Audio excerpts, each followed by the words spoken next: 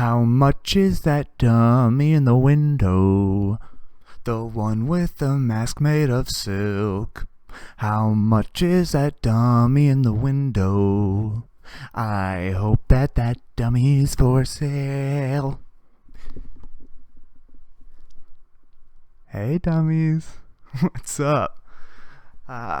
This is a goofy free zone, dummies only. Hello, good to see you all. Just been a heck of a time, I tell you what. A weird week, been up and down, but I never feel more alive than whenever I'm talking to my dummies. So, thank you for being here. Had a fun week. Realized all of a sudden it was Pride Month. Didn't realize. Don't worry, I'm staying inside. I know. I didn't realize it's crazy out there right now. No, I'm just kidding. But it is Pride Month, and you start seeing some fun things that let you know it's Pride Month. If you forgot, there's some things that let you know it is Pride Month, right? For example, the ads you see on YouTube start changing. Any company not based in the Middle East or Asia will change to like rainbow colored flags on their Twitters. Any company that is will not. They will remain silent for 30 days. And so you get some signs. But one was really interesting. I got an ad on YouTube, which I'm used to some sort of weird ad, whatever it may be, popping up. I usually go out of my way to block a lot of ads just because like certain repetitive ones will just start making me like vehemently angry. Just belligerent, just upset, So I block a lot of them, and so then you start getting weird ones. You start getting real weird ads, which is whatever. Reddit's the weirdest one. You'll get like the worst ads where you're like, what is this even advertising? What's happening here? But this ad was on YouTube, and it basically was a video that starts, and it's a commercial. It basically says, it's talking about pride. At the end, the closing line is, you're taking what people hate about you and shoving it in their faces. It's empowering. Which is misleading in a lot of different ways, right? Taking something that somebody doesn't like and shoving it in their faces is bordering sexual harassment. I don't know who told you should take pride in sexual harassment, but that should be different than pride. And now, I know that pride is definitely a thing for the LGBT community to get out and celebrate, right? But they're celebrating love, right? So when you go out to celebrate love by shoving things people hate in their faces, what are you doing? You just go and buy somebody's house, butt fucking your boyfriend just because they're Republican? I don't understand. It's not empowering, right? It's not with love. It's actually almost the complete opposite of what pride should be. It's just very weird. And now here's the thing. There are some things that are empowering, and there are some things that should happen. But I'm not going to go fuck a donkey in front of an animal rights group's house. You understand? It's not empowering. It's sexual harassment. And that one, a little bestiality, which illegal in some states, I get. But it's weird that you care if people see. It's weird that you care if people who hate it see, because it turns it into more of a fetish. Okay? That's when it's not alright for kids to be around it. When you're shoving things in people's faces, right? Now, along with that, there was a governor, I believe, in Texas or senator or some shit. There's a guy who should be worried about bleeding children, and he was like, listen, we need to protect kids from drag queens, right? And it's like, well, I don't know. I don't know any drag queens that have ever hurt or harmed a child in any way.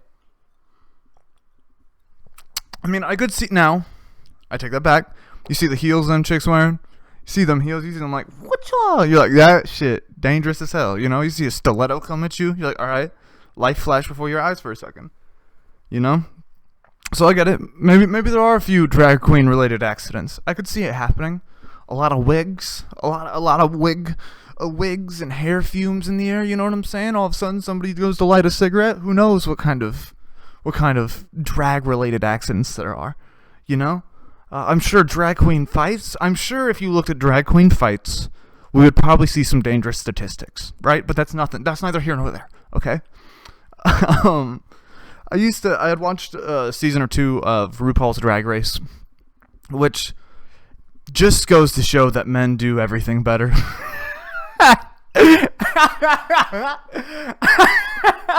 But I'm dead ass on some of it. I don't mean that, but like for real though, the drag queens can fight. Like when they start yelling, you're like, I hope they don't hit each other because this will get wild. You know, like you see them start yelling, they say crazy ass hurtful shit.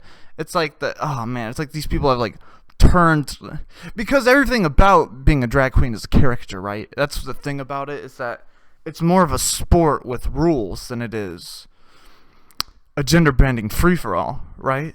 You have the over the top makeup. You get giant eyelashes, over the top makeup, huge wigs and things. You're turning into a caricature of a woman. You're supposed to be turning into like a bimbo type, right? Where it's almost like the joke is that you're over the top female, right? And that's it's not really sexualized. It's about dressing up and acting like a woman the most. So it's not about busting open your pussy, because the problem is the more sexual it gets, the less you look like a female. The more you show bare skin, the more people are like, well, okay, honey, you're doing good, but what's happening here, you know?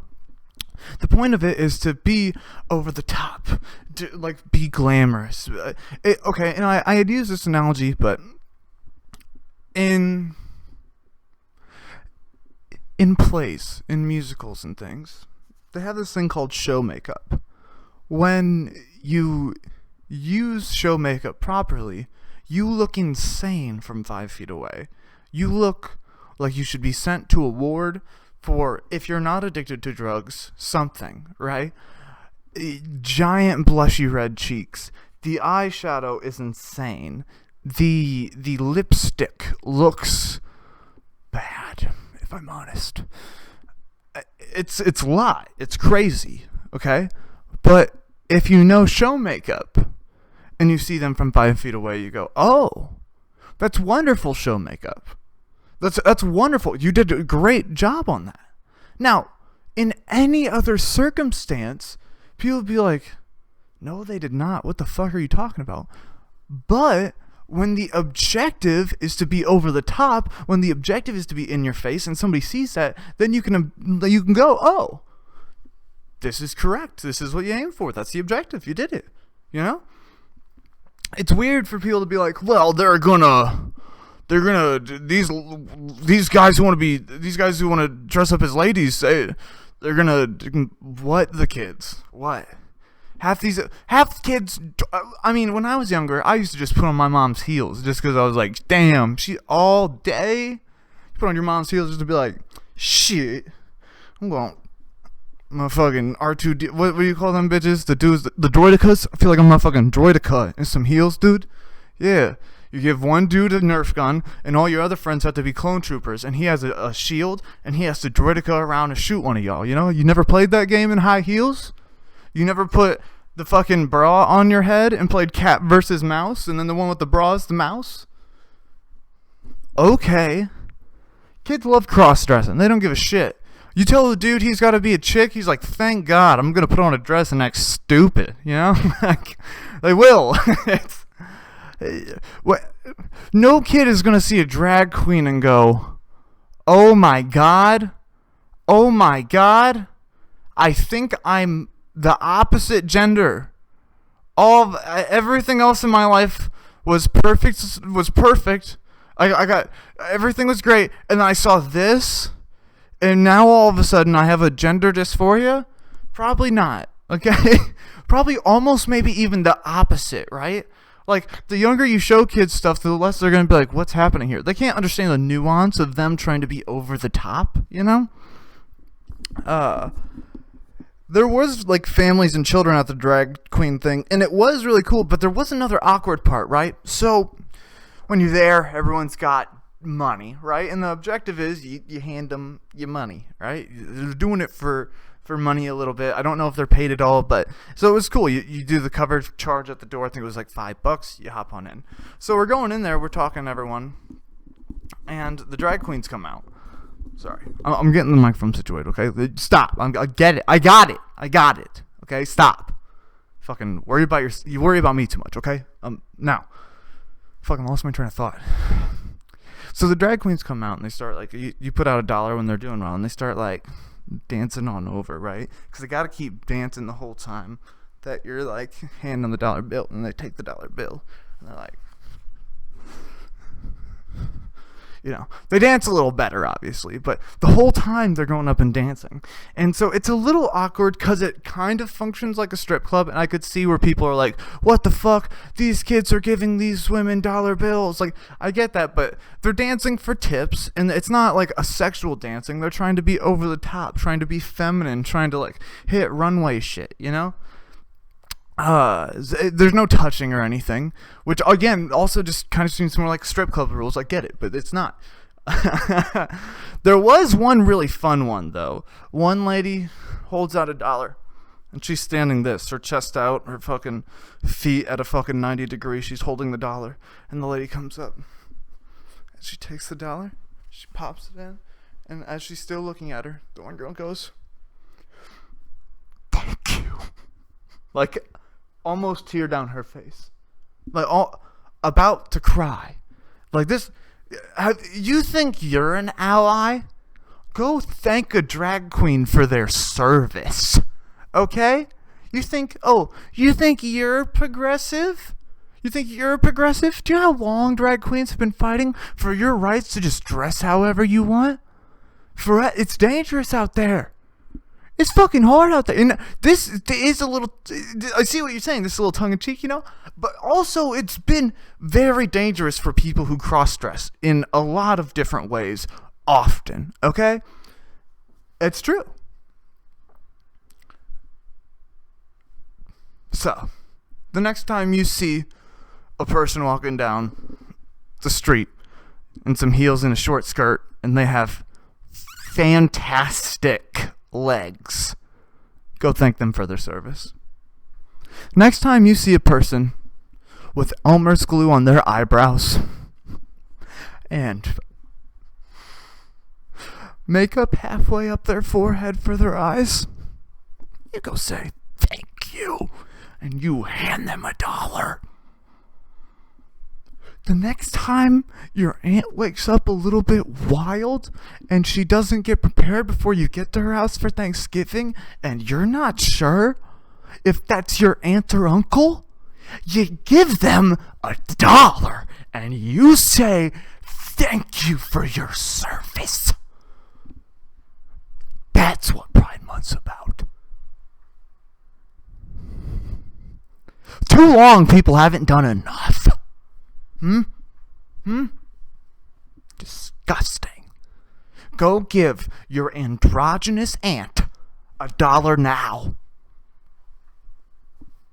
It was a wonderful show. It was very fun that came out. The gays deliver pride like they took the USPS oath, bro. They be through rain or storm, through sleet or shine, tornadoes or tsunamis. They will be there sending pride into the community like the CIA with crack in the 80s. They're just go. Oh, can you take a little more pride? Here you go, bud. Take it out. They're fucking sending them out. They fucking got it delivered to every address. You wanna canvas? Pete Buttigieg, okay? All he had to do was tap into a little bit of that power, okay? All he had to do, get some people and go spread some of this pride. They would have fucking stormed the community. It was a lot of fun. They have a very nice, welcoming place, and it was good. along with these things, especially in Pride Month, and a lot of times it's the same thing how we talked about the companies that change their profile pic to a flag in the countries that it's legal, and then in the countries it's not, they don't fucking do that. There's a lot of virtue signaling, and this was said for a long time without me really knowing what that meant. But and I didn't realize, but it's something that I get, and I was susceptible to at some points. At some points, there's some virtue signaling you see, and you're like, that's kind of gross, buddy. That's kind of gross that you'd say that. You're just taking credits for example, when somebody dies, and you're like, they were my best friend, and like that type shit. And like maybe you guys like weren't that close. That's just a little wild. You know what I'm saying? It's never enough. I'm never having the ego where I would ever call somebody on that. But it's kind of the idea, right? That's like a really bad one. Is whenever you like try to credit yourself for somebody else's things, or try to just be like, well, I would also do that. And it's like, okay, thank you, bud. We'll remember that when that time comes. Like, well, the president didn't sign the bill, but I would have done that. It's like, okay, did you go to college? Okay, well, doesn't seem like that's really in your wheelhouse of decisions then, bud. Okay, just fucking, not like that. It doesn't matter what you would have done. He got there and you didn't, you know? Now, the one part of this, though, is a beautiful, wonderful one. It was basically talking about Roe v. Wade. It was talking about, or Roe v. Wade. And so this got brought up quickly, but women having a hard time getting their tubes tied, right? So this post basically is like, ladies, if you need a husband's signature to get your tubes tied, I will take you to the doctor, sign that, and we can even go out and get lunch beforehand. Okay? And I will help you get your tubes tied. Ladies, if you need a psych evaluation, I will go to school for 10 years, get a doctorate in psychology, come back, pass you on your psych eval so that you can get your fucking tubes tied, and I'll buy you lunch. Ladies, if you need a husband's signature to get your tubes tied, I will pretend to date you for a whole year, paying for all your things, and never having sex with you while you have active boyfriends elsewhere, as long as you don't post them on Facebook. Then, after this 1 year of dating, we will get married, which I've still never touched you. You have your own choice of boyfriend. And then, I will help you get your tubes tied by signing off on it 1 week after we're married. And then after they're tied, we can get a divorce so you can go let your boyfriend nut new raw dog. Yay. What the fuck are you talking about, huh? You gonna fucking... Ladies.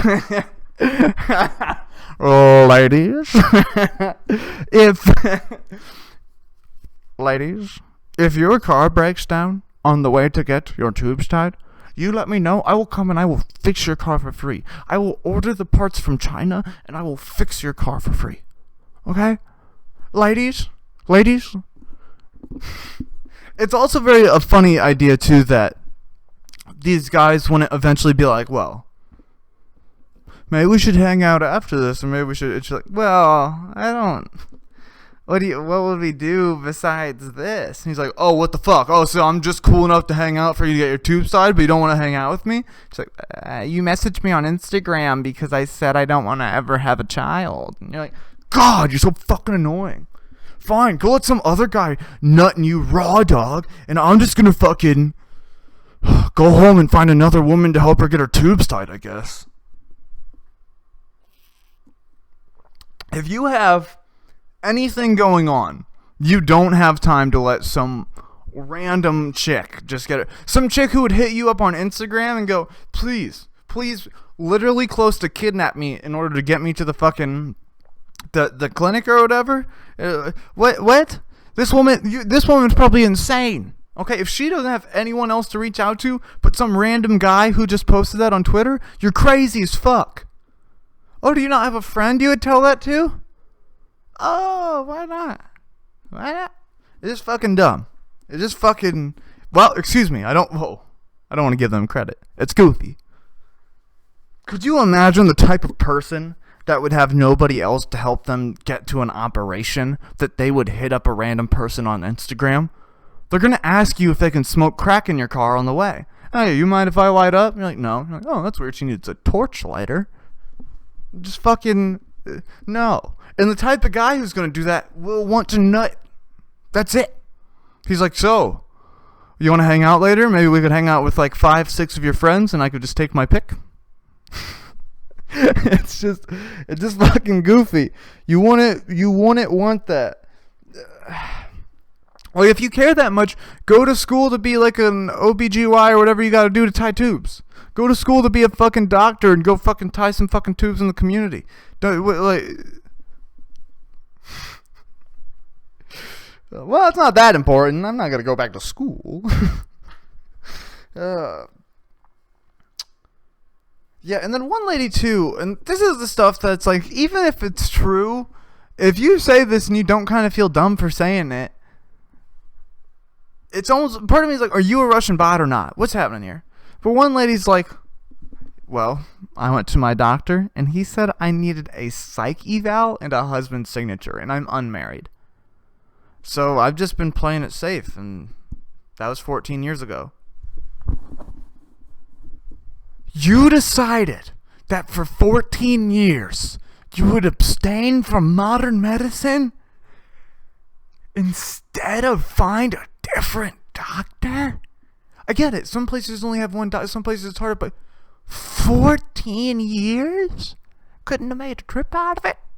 You had everything you needed to get to your doctor, and that's it? Once he calls it quits, you're like, well, how else would this happen? Unless I learn to do it myself. I am done. I mean, okay, I get it, but it just seems almost like you should be like, oh, okay, well, now that I typed that out, that slipped my mind for 14 years, but should have thought about that. It's just like, you can't even tell if people are Russian bots anymore. They don't even care, okay?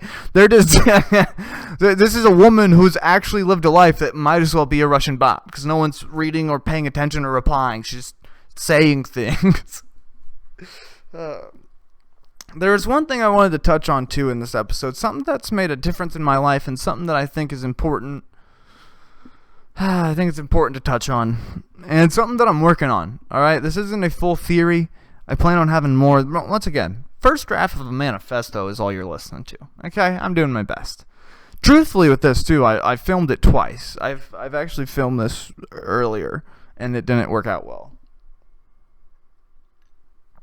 I got interrupted, and it didn't go the best. But this one's gone at least swimmingly so far.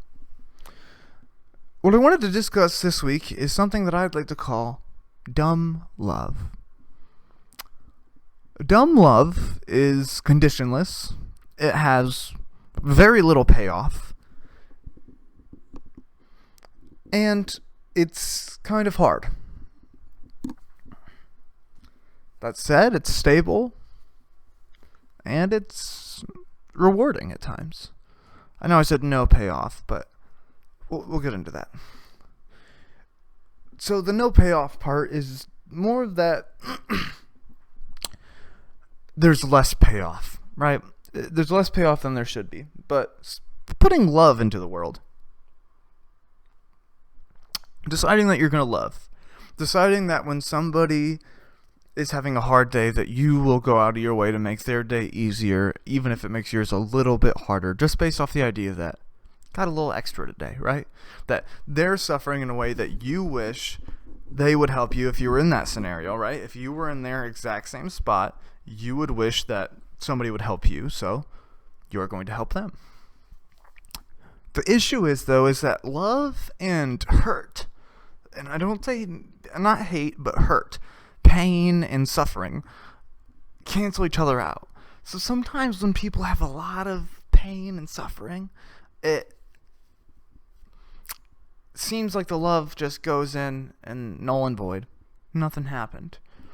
In reality, it's shrinking a little bit, even if it's the smallest amount, shrinking a little bit, and you're doing your part. You're helping that person.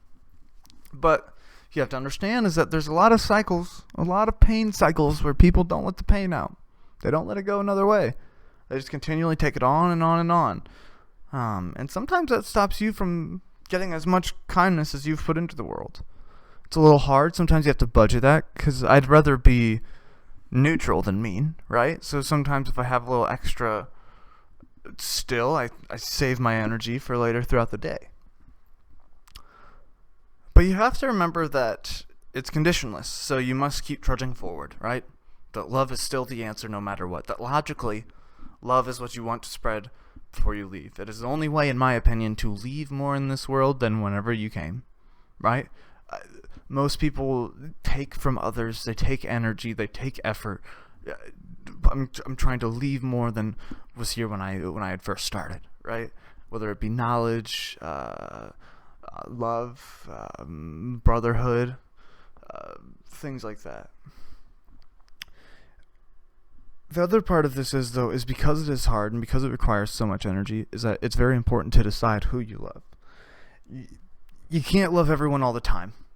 And it's for the simple fact that because at that point you will be spreading your love so thin, it'll be like you shouldn't have loved anyone at all. It'll be so thin that no one will even know what you're doing. You have to have it. You have to have it in a way that you can care for a certain amount of people, and sometimes you can get that up. Sometimes the more you do, the more you can do over time, right? Working a muscle, right? Being able to help others and do more things for other people while you take care of yourself is a skill.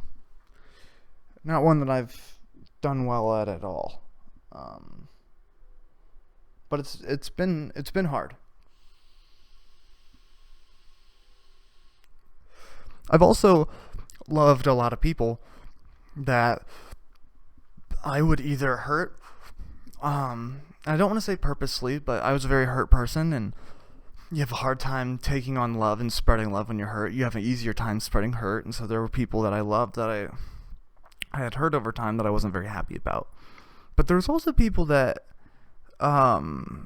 we just didn't have a good relationship in the way it ended. And for example, I had a friend. I value one thing heavily, and that's my marinara, my pot, right? My cannabis. The thing about that is that that's what I've loved a lot my whole life. Since I was 17, it gave me a lot of answers. It helped me stay calm. It helped me understand my moods and realize what I'm feeling. It helped me take countless times. It has saved me from breaking shit, from getting mad and hurting like my own knuckles from punching trees or some bullshit like a fucking mountain man. And I had this person buy me a lot, and we would smoke together every day. They didn't have any weed, barely ever. I would smoke with them every time, split it half and half. And I barely had enough to make my car insurance, but I did. And I would split that with them. Not only that, but every week, sometimes every 2 weeks, whatever. It wasn't all the time. I'm not going to act like I'm not giving a charity here. I volunteered to do this, but every week we'd play on my PS2, and I'd be too lazy to take it home. Some nights I'd rode my longboard over there. I didn't want to be drunk with my PS2 in my backpack on my longboard. It just fucking ends up breaking shit, like falling over, and I didn't want to do that. So I left it there, and when I come back, he's been letting his fucking nieces and nephews play with it, and they broke some shit. And I'm like, man, dude, I told you not to let people fuck with it, and he even asked me, and I was like, I'd prefer if you really didn't. I wish you didn't. And he had, and it was like, what the fuck, dude? So I started getting really depressed, and I didn't feel as good. We had been drinking every day. He and I would always drink. They had $5 bottles at the gas station. $5 bottles. That should be fucking illegal. It was like cinnamon swirl. It was motherfucking Smirnoff honey. The shit's delicious. Delicious. Why were they selling it for? Who stole that? Sell it for $5 a bottle? So I'd be drinking every day, all the time. I mean, that with a fucking cream soda. Mwah! God damn, baby. And so we'd be drinking all the time and playing PS2 games like fucking losers. Okay, it was fun. And I'd buy different games once a week in my car that I could barely drive and shit. And at one point I stopped hanging out because I got so depressed. I couldn't leave my bed. I didn't really leave my house for 2 days. And at one point he had come over and swapped my PlayStation with my sister. We had shoes of his at my house that he had forgotten or whatever. So, and that's what he wanted before he went off to college. And he took like half my shit, half the games that he thought were his and stuff, which, whatever, man. I mean, if that's what you want to do, you don't have a PlayStation, but okay. That's really fucking weird, but okay. And it was one of those things that I always had a sour taste in my mouth. I was upset, but I was also depressed, and I didn't communicate with somebody who expected certain things of me. So, probably about a year or two ago, I was like, fuck it, I'm gonna talk to him. And so and that's what it was too. They had gotten mad and stopped talking to me and responded to me and started hanging out with a bunch of other people. And so I like unfriended them on Snapchat because I didn't want to see their story. I could have muted it. I didn't know that at the time. And they just like started hanging out with other people without me and stopped like replying to me and talking to me and stuff. And it was like, all right, cool, man. And so I didn't want to see that. I get very depressed and I want to isolate anyway. So I didn't want to see people that I wanted to be hang out without me. You know what I'm saying? Like, I don't get out of the house much. It hurt my feelings. And so after all that, I had replied to him. I was like, hey, man, I'm sorry about how that went down. I didn't like that, and I wish it would have went differently. Like, you know, just like, dumb love is conditionless, right? Right? So this is a person that maybe we had a fight, but I felt bad and I wanted to apologize, because if we can have a relationship and be friends like we were, I'd love to. I don't have a lot of connections like that. There's not a lot of people I get to have in my life like that. Didn't even reply. Really. And now they hit me up fucking trying to touch my asshole. Not really, just saying stuff about me, like just saying stuff I think to hit on me, but it's just so weird that I'm like, what are we doing? What are you doing here, bud? What is, like, the whole thing, constantly, whatever. But yeah, there's just sometimes that people do some goofy shit, and it's like, we were supposed to be friends, and now you only want to hit me up so I can give you some weird male attention, and I'm just not like that, and you don't care. That's the only reason you'd hit me up, but you'd still do it. It's just very fucking annoying. And I get it, though. This is how guys do women, right? This is what guys do with women in friend zones and things, and like, it's not like I haven't been guilty of these types of things in the past by any means. But I understand the hurt. I do get it. I had a brother that was he not like my brother, not like he was born from my family, but he lived with me for a bit. This was the guy. Oh, Mason, baby, if you'll listen, I love you, brother. This is a guy that when I was younger, I smoked some pot out of a French horn mouthpiece in a Gatorade bong. and it had been held together with clay, like in the tube. And I don't know what happened, but I smoked like a 1/4 gram of weed. I ripped that through a bong about 10 times. That's not... Oh, fucking kill him. That's not a good sign, okay? There shouldn't... So, this buddy that lived with me, he is the one that had smoked weed out of that French horn mouthpiece, and he was basically... When we were talking, the whole world's flipped upside down and starting to get pixelated, and then it flipped right side up. And then when I looked at him, he was like cell shaded, like Borderlands style, like art. And I was like, oh fuck, I can't drive. So he drove me home, and I had all these weird trips and shit. He talked to me the other day about it, but oh god, he was the funniest man I'd ever met. There was one point we were playing with silly string downstairs, and some had gotten on a photo. He left like 2 or 3 photos of himself amongst our family up there, and on the like family photos and shit. And he had gotten silly string on one, and my mom just comes by and she goes, oh, "Stop! That's his photo!" And she took it and she started cleaning it off. She put it back. She's like, "Don't do that." And I was like, my bad. At one point, this was the guy my mother had said, and he's so funny. This was a guy who was like, when we were at church camp, he said, oh, we were sitting around, there were these chicks. I'm like, fuck yeah, we got chicks at church camp. This is the shit. This is this closest I've ever been to a woman. And so he was like, they're like, all right, everyone, just kind of get to know each other, tell some two truths and a lie or some shit or whatever. And he literally, for no reason out of context, just blurts out, "I'd fuck Hillary Clinton." And everyone at the table got quiet. He's the funniest motherfucker I've ever met. Because, like, especially fucking a liberal. Good God. You know? They'd be pissed. Funniest motherfucker I've ever met. He's the guy my mom said, you know, if I had a son, I'd want him to be like you. And I was like, Mom, you do have a son, but nice. He cared for me a lot too when I needed it. He helped me out a lot. There's times I wanted to stop smoking weed because I thought it was the devil's lettuce. I thought I was a bad person, and he tried to encourage me through that. And I was a dick to him. There was a time. This is so fucked. I forgot about this. I was probably 14. I was brainwashed as a kid. I was fucked up, and I basically like took him to church camp, and then the whole next night like talked him into breaking up with his girlfriend. And he was having like real weird, like upset thoughts and depressed about it. And I just wish I would have never fucking done that, like a goddamn psychopath. I think I apologized for it eventually, but that was still so weird. I should have never fucking done that. There's just a lot of ways that you can love people, and there's a lot of times that you have to set boundaries for yourself and others, but don't be afraid to go out there and love. Don't be afraid to have your main objective for the day to be spread a little love, okay? Because I think that's important. So, yeah. Dumb love, dummies. Another tentative dummy-dumb, if I do say so. I had gone to the store today. Wow, this is a wild transition.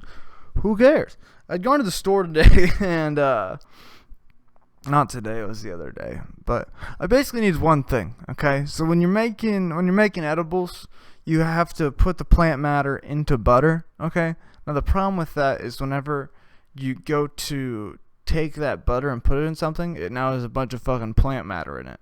You've got all the sweet THC outside. So what you got to do is you got to strain that butter from the plant matter. So as I strain that and the hot butter burns my fingertips, what you need to do is get cheesecloth. Otherwise, you don't get it all out. Otherwise, you get very little return on it. But cheesecloth, you can twist and twist, and it'll just wring it all out.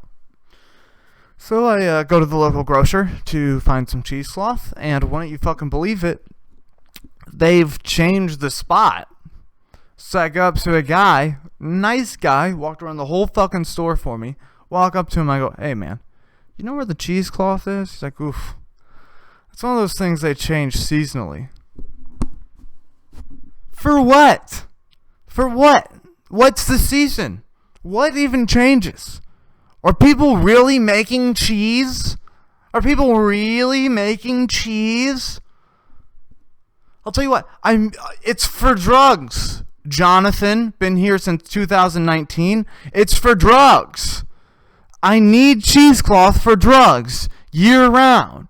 So how about you put it in the fucking pharmacy for me, Jonathan? Can you do that, buddy? Huh? Can you put the cheesecloth in the pharmacy? Because I use it to get high. Fucking seasonal. What are you talking about? What are you fucking talking about? Why move cheesecloth seasonally? For what? It's one thing. I get it doesn't have a section. Put it with the fucking cooking stuff. Put it by some spoons. What are we doing? Fucking piss me off. Well, cheesecloth has seasonal needs. Shut up. Shut up, Jonathan. Sorry, I'm just kidding. Jonathan was very nice. He walked all the way around the store. And then when I was about to check out and still couldn't find it, circled back around. Told me he found it. But, yeah. It was really fun, though, while I'm there. Just scared out of my mind because I'm so fucking high. And I thought I'd be out of here in 20 minutes. And it's been 50. So, thanks for wasting my fucking time and high. I'm trying to be blitzed in the grocery store for no longer than 20 minutes. Do you understand? These people, they push me. Once again, another beautiful pivot. So I've been seeing some fun stuff. We've touched on this before, but now this is a propaganda machine put out by the Huffington Post. It's got a bunch of Twitter stuff that they put out, got a bunch of social media stuff they put out. They usually try to be social media based, nothing really on TV, a lot on Snapchat and news and all this shit.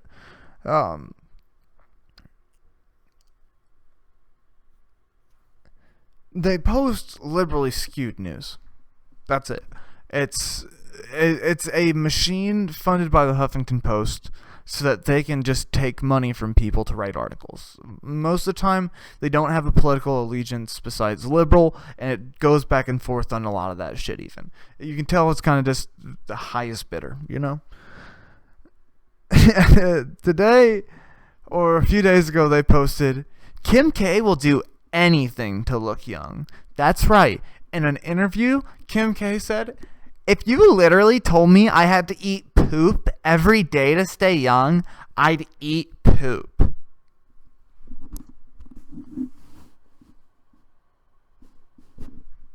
Is it that crazy of an idea, dummies? Dummies, listen.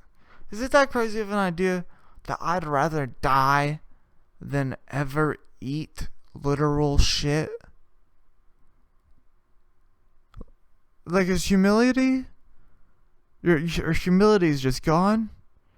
You're just like, yeah, I'd literally sacrifice my children for 50 more years of life. If Bale all of a sudden somehow asked me to do that and I could exchange those, I would do it, Bale. Or if the god of shit wants to give me eternal youth, what the fuck are you talking about?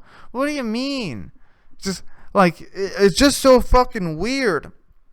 It doesn't even make fucking sense. Like, if you told me I had to fuck a dog every single day to look young, I'd invent doggy condoms and I'd do it. What are you talking about? What are you talking about? You do any... Hey guys, don't worry. The secret to immortality is getting on camera and spreading your asshole.